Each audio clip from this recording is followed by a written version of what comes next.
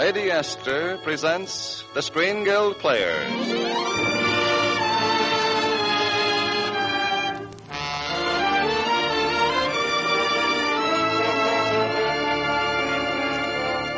The Lady Astor Screen Guild play tonight, My Life with Carolyn. The starring players... This is Brian Aherne. This is Mary Astor. This is Alan Jocelyn.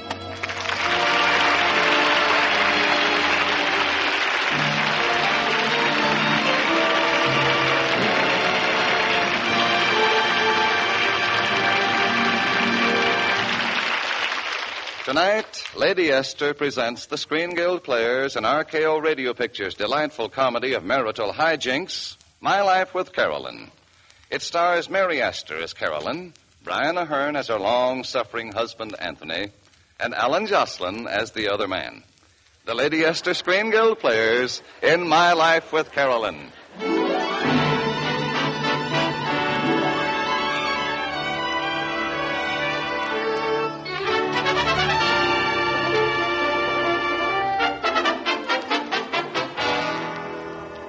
My Life with Carolyn is the story of a man whose wife had an incurable urge to romance. As a matter of fact, my wife fell in love with every man she met. Oh, that sounds bad, Mr. Mason. Well, maybe it was every other man. You see, Carolyn had a complex. She emotionalized the role that a woman is supposed to play in a man's life, and consequently, she was a sucker for any man with a weakness that needed overcoming. Then she must originally have fallen in love with you because of some weakness. Oh, yes, she did. And it was wonderful while it lasted. Your romance? No, my lumbago. Oh. That was my weakness. But after it got better, the trouble really started.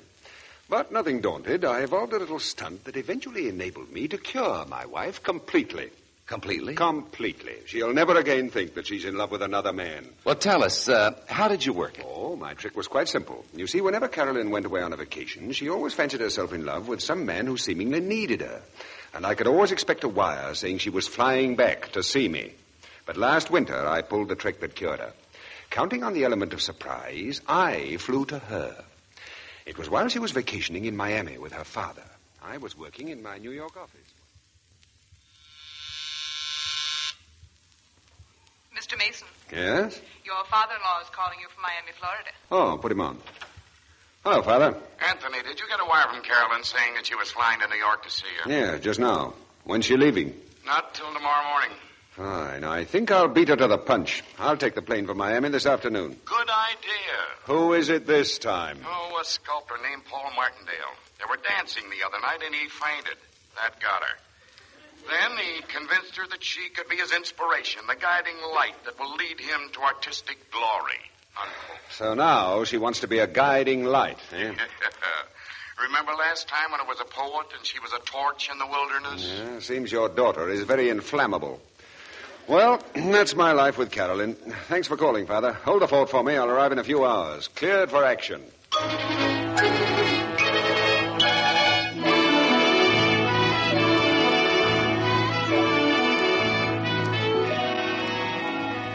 Before we go to the airport, Carolyn, you must set the date of our marriage. I've told you a dozen times, Paul. I'll marry you just as soon as I arrive and can get my husband's consent. What happens if you can't get Anthony to consent? Oh, Father. Well, surely you wouldn't let selfishness interfere with Carolyn's happiness. Father's just being difficult. He likes Anthony. I didn't like him well enough to marry him. Well, I should hope not. Carolyn did. But what I'm wondering is how Anthony will feel about all this. Oh, what possible difference can that make? Well, we'll soon find out. Look out the window. Coming up the driveway. Oh, Anthony. Huh? You mean... My husband. My gosh. Should I pick him up or just sweep him under the rug? Don't be crude, Father. Help him up. Oh, anyone home? Straighten up, Paul. How do you feel? Terrible. I don't know what to say. How about goodbye? Ah, where is everyone? Coming, Anthony. He may be unreasonable, so let me handle this, Paul. All right, now back you up in everything you say. Yeah, in fact, he'll stand right behind you. Father. Oh, it's unbelievable. This is positively unbelievable. What? My reaction to your vacations, darling. Why, whenever I see you after you've been away, it's love at first sight, all over again. Here, let me kiss you.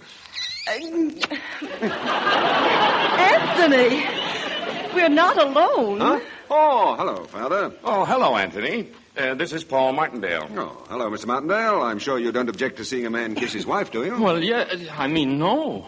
Paul, Paul's a wonderful sculptor. He works very hard. Ah, always chiseling, eh? Yes, I do. Don't mind Anthony's bad jokes, Paul. He doesn't understand art. Oh, that's not true, Paul. Why, I was the first man in New York to hang a calendar upside down and take a prize in an exhibit of modernistic art.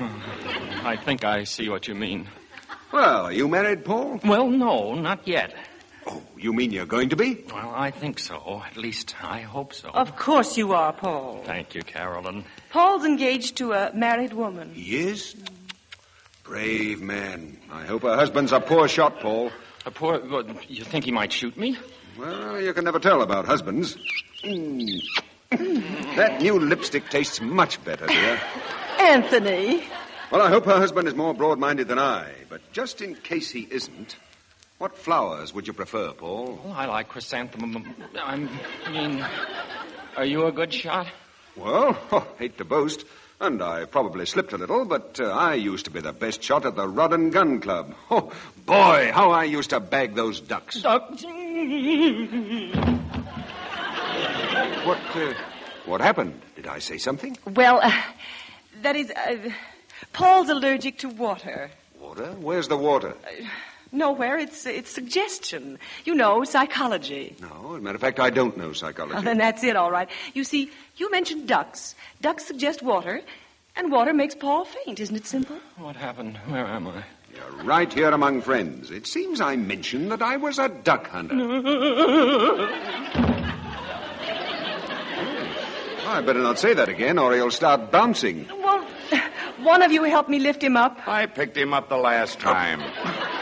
Don't tell me that this is a habit. I'm awfully sorry. I think I'd better go now. I think so, too. I'll help you to the door, Paul. Oh, thank you. Awfully nice to have met you, Anthony. Oh, thanks.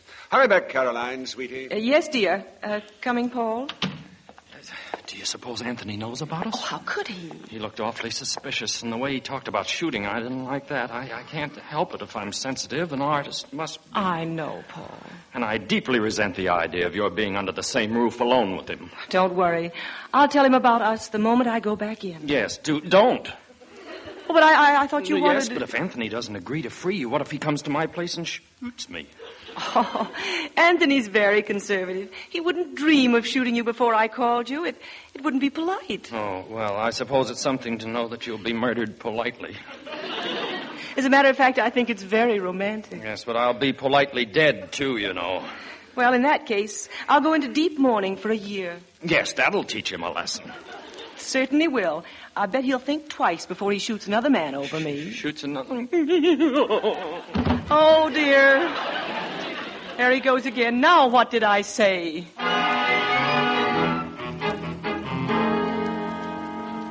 She has him back on his feet, and he's leaving. Well, come back from the window before she looks up and sees you. Oh, by the way, thanks for calling me, Father. But now that I'm here, I still don't quite know what to do about this Paul matter. Well, just make certain that she doesn't get a chance to bring up the subject of divorce before she's accustomed to having you around again, that's all. I hope you're right. Well, I know I'm right. Oh, here she comes. I'll duck out and leave you alone. Anthony, didn't you get my wire saying that I was flying to see you in New York? Yes, darling, I did. And it made me so happy that I decided to fly to you instead. Aren't you glad? Why, yes. I believe I am. Ah, Carolyn, I believe I'm more in love with you than ever. That's what I wanted to talk to you about, Anthony. Look. I brought you a diamond merit badge for your years of faithful service. Merit badge? Well, brooch then, if you must quibble. Oh, Anthony, you shouldn't. Why shouldn't I? Why, you're my wife, Carolyn. Or had you forgotten? I told you, that's what I want to talk to you about. I'm glad you do, darling. The words sort of feel good in my mouth. My wife, Carolyn. Carolyn, my wife. Either way, it's wonderful. Try it. Go on. Just say, my husband, Anthony. Anthony, my husband. My husband, Anthony. Anthony, my husband. Whom I love very dearly. Whom I love very dearly.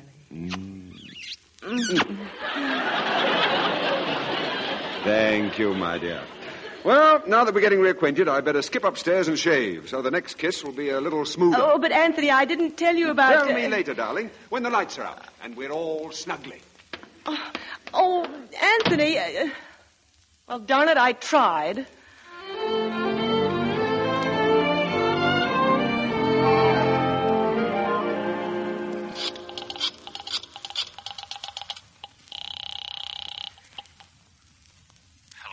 Hello, Paul. Yes, Carolyn. What did he say when you told him? Nothing. I didn't tell him. Why not? I can't. Paul, won't you tell him? Me? Why, I hardly know the man. It's hard enough to tell your best friend you want to marry his wife. Well, it's practically impossible to tell a stranger. No, I don't see why. If you can tell your best friend. My best friend's a lousy shot. Oh. Well, I can't tell him either. As long as nobody can tell him, the only solution is just to go away. Say, are you calling from the house? Yes, but don't worry. Anthony's gone upstairs to shave. Well, don't you have an extension on the phone upstairs? Oh, yes, but Anthony wouldn't listen in. He's the soul of honor. What's she saying? She just told him I wouldn't eavesdrop, said I was the soul of honor. They're planning to run away together. Tonight, he's going to get on the train at West Palm Beach at 9 o'clock. She's going to get on the same train at Hobe Sound at 9:30. How's she going to get away? She's going to tell us that she's going out for a bridge game this evening, and then she'll drive to Hobe Sound. Go on. She hung up. What are we going to do? How can we stop her from running away with Paul? We are not going to stop her. You mean you're going to let her get on that train at Hobe Sound? That's just what I mean. But if... Wait, I have a plan. Hello? Jenkins, I want you to be in front of Mr. Paul Martindale's house at 10 minutes of 8 tonight. Yes, sir. Anthony, would you mind explaining that strange order? Not at all. At 10 of 8 tonight, I'm going over to Paul's to make sure that Jenkins drives him to the station. What? You mean that... Yes, I'm going to furnish the car and chauffeur for the man who's running away with my wife. But why? Why not? If Caroline doesn't go through with it, I've lost nothing by furnishing the transportation. And if she does? I don't think she will. But if I'm wrong, soon Martindale will be on the same merry-go-round that I've been on. And I'll have one satisfaction. What's that? I can always say I drove him to it.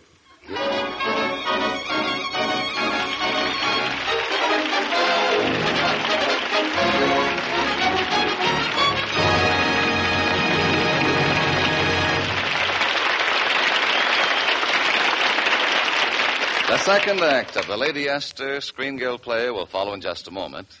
Now, a word from Lady Esther. What can be more convincing than the proof you see with your own eyes, feel with your own fingers? And that's exactly the proof I offer you in the patch test. Proof that Lady Esther face cream does more for your skin in one application than any cream you've ever used. The patch test takes only 30 seconds. You just rub Lady Esther face cream on one patch of skin, like one cheek. Wipe it off, then see how much fresher that patch of skin looks. Feel how much softer it is to your fingers.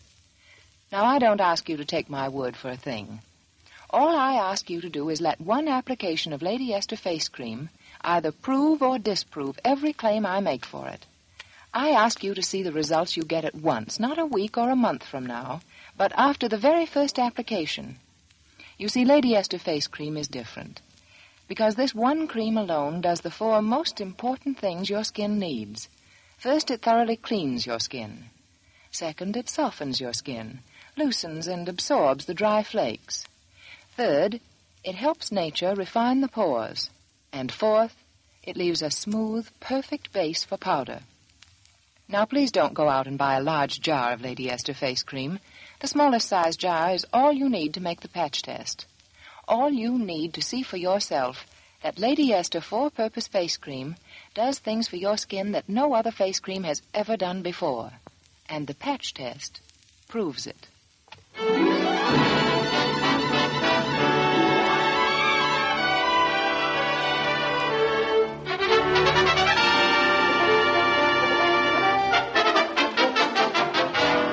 And now, Lady Esther presents the second act of My Life with Carolyn, starring Alan Jocelyn, Mary Astor, and Brian Aherne. Excuse me, Mr. Bradley. Do you mind if I take over here? Well, after all, it's my story, isn't it?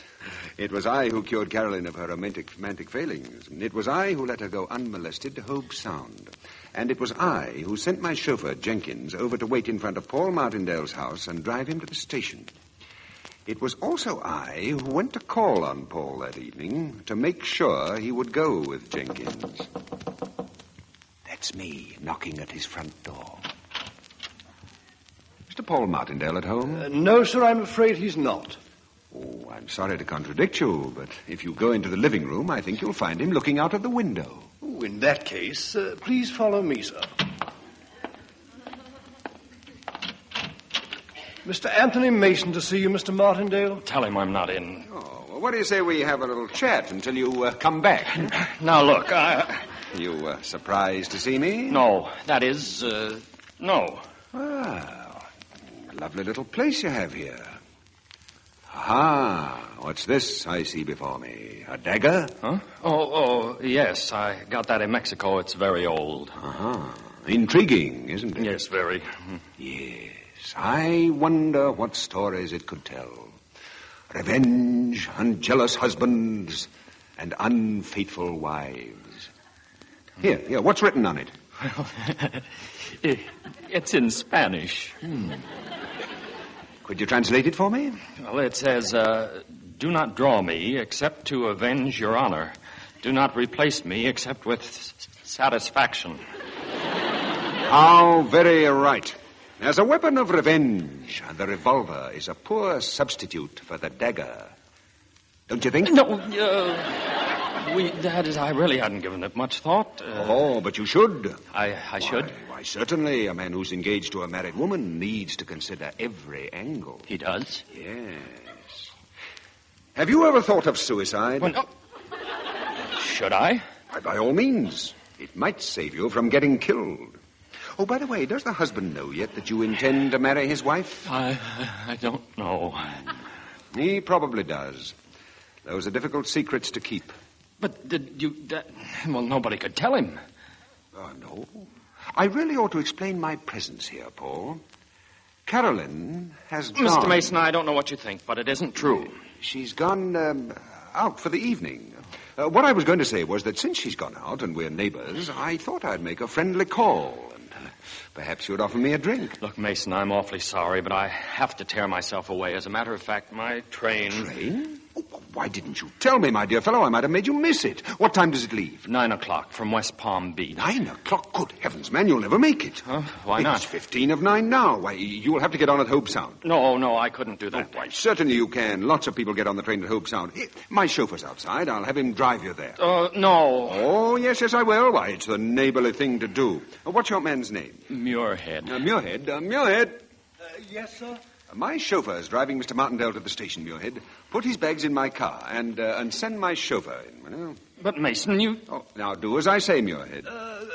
Yes, sir. Well, I'm glad I thought of dropping over here tonight, Paul. It gives me an opportunity to kill... a little time. Now, why didn't he wait till I'd finished my sentence? You wanted me, Mr. Mason? Yes, Jenkins. Did the butler throw Mr. Martindale's bags in my car? Yes, sir. All right. Now, you throw Mr. Martindale in. Yes, sir. You are driving Mr. Martindale to the train at Hobe Sound, Jenkins. Yes, sir. And you'd better miss it, or I'll break your neck.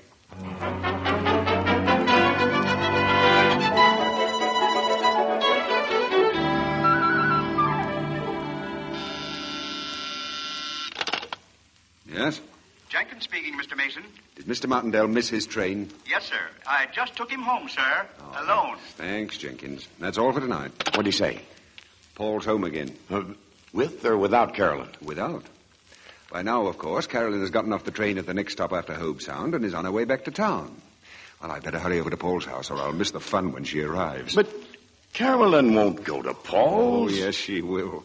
She's sure to think he's dead, and she'll go over to check up. Why should she think he's dead? My dear father-in-law, when a man persuades a woman to leave home for him, there's only one explanation if he isn't on the train, and that is that he's dead. At least that's what Carolyn will tell Paul. Paul, you ought to be ashamed of yourself. You're still alive. Well, of course I'm still alive. I can explain. There's nothing to explain. When a man persuades a woman to leave home for him, there's only one explanation if he isn't on the train. He's dead. Oh, but that's ridiculous. I'm not dead. You are to me. Oh, Carolyn, you must let me tell you what happened. I will not. Were you on the train? Well, no. But are you dead? No. Well, then there isn't any explanation. Yes, there is. Your husband was here. Anthony? Don't tell me you have another husband. Well, does he know about us, about tonight? No, not a thing. Oh, thank heaven. Yes, he swallowed the bridge party story. He just dropped in for a drink. I couldn't break away without rousing his suspicions until it was too late to catch the train at West Palm Beach. Well, you could have driven to Hope Sound. I did, in Anthony's car. It broke down. What? Jenkins couldn't get us started again till 9:35. It was too late to catch the train, so we turned around and drove home. Well, what are we going to do now? Well, darling, tomorrow's another day. We'll try again. All right. You know, in a way, I'm rather glad we didn't succeed tonight. Anthony's so,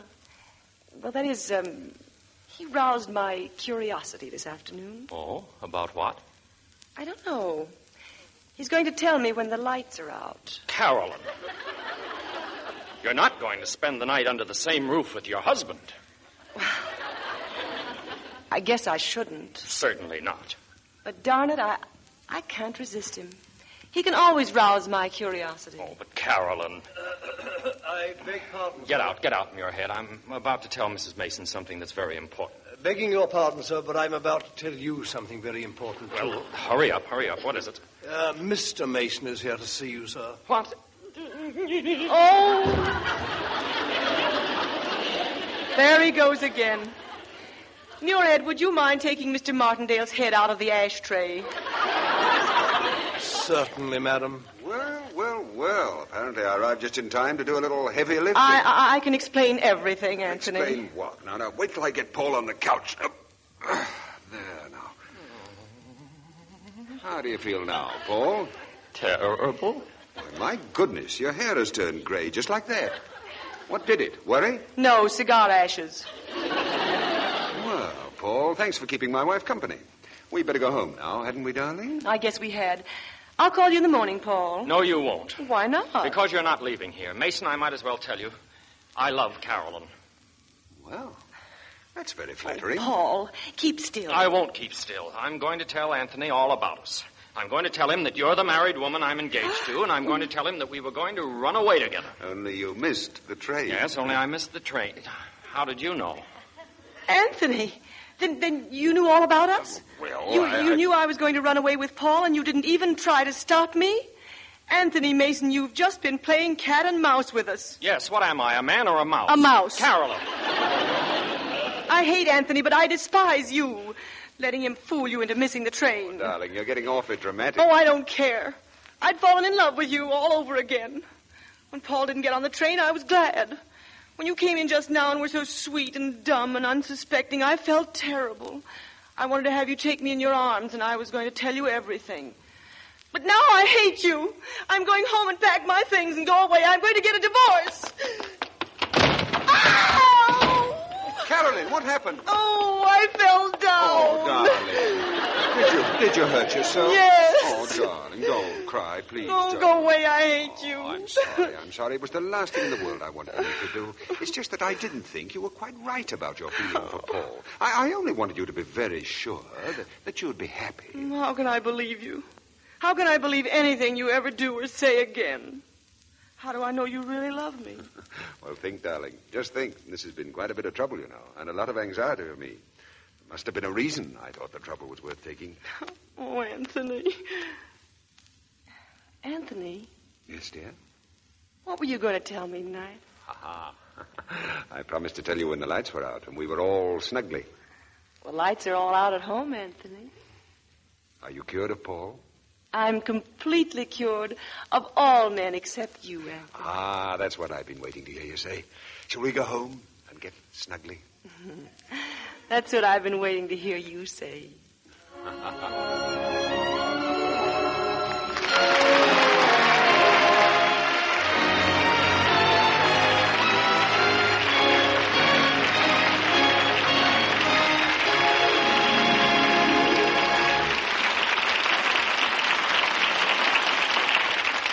And that, Mr. Bradley, is how I completely cured Carolyn of her interest in other men. I never have to worry when she's away from me on vacation now. You sure? Absolutely. Matter of fact, she's in Sun Valley now. I'm expecting a phone call from her any moment to tell me how much she loves me. Ah, here it is now. Hello. Hello, Anthony. It's Carolyn. Dearest, it's so good to hear you. I got lonesome, Anthony, and decided to come home. Oh? Where are you now? At the airport. By the way, Anthony, I was just talking to our pilot, and do you know what he said? What? Well, he said he wants to marry me. He said that on foggy nights I could be his beacon. And what did you say to that? What could I say? Oh, Anthony, I'm on the beam again. Oh.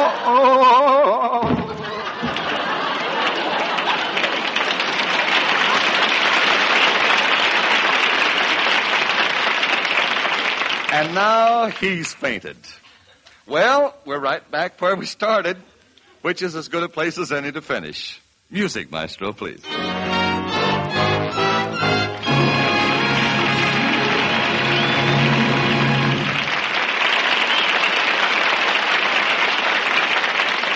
Thank you, Brian Aherne, Alan Jocelyn, and Mary Astor, for a most delightful half hour. Well, it was a pleasure to be here, Mr. Bradley.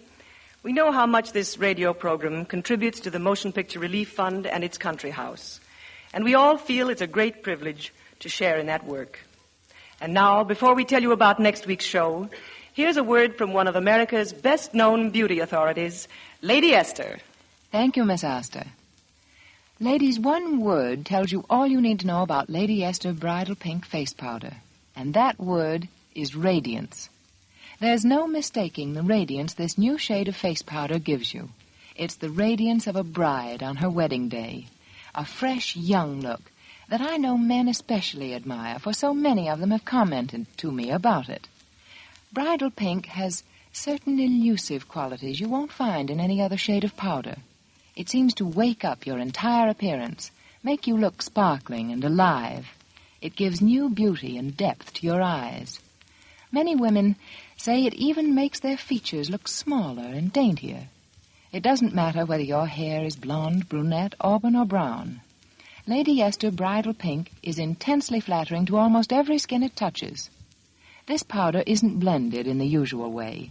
It's highly pulverized by the tremendous force of my patented hurricane machines.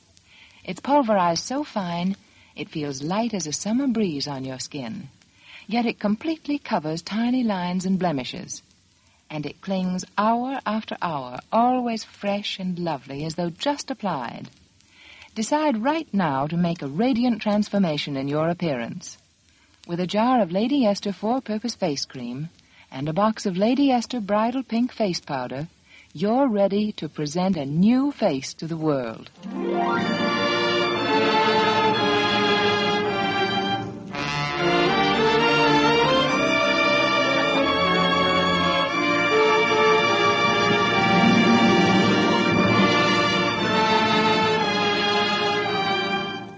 Next week, the Lady Esther Screen Guild Players will present Model Wife. It will star Rod Cameron, Robert Page, and Martha O'Driscoll. Be sure to listen. Mary Astor appeared through the courtesy of Metro-Goldwyn-Mayer, producers of Our Vines Have Tender Grapes. Brian Aherne will soon be seen on Broadway in the new play, The French Touch. Alan Jocelyn can now be seen in the 20th Century Fox production, Junior Miss. My Life with Carolyn was presented through the courtesy of RKO Radio Pictures and the United Producers Association. Music on tonight's program was arranged and conducted by Wilbur Hatch. You save enough on the largest size jar of Lady Esther face cream to buy a box of Lady Esther face powder. So remember, ask for the largest size. This is Truman Bradley speaking for Lady Esther. Thank you. And good night. This is CBS, the Columbia Broadcasting System.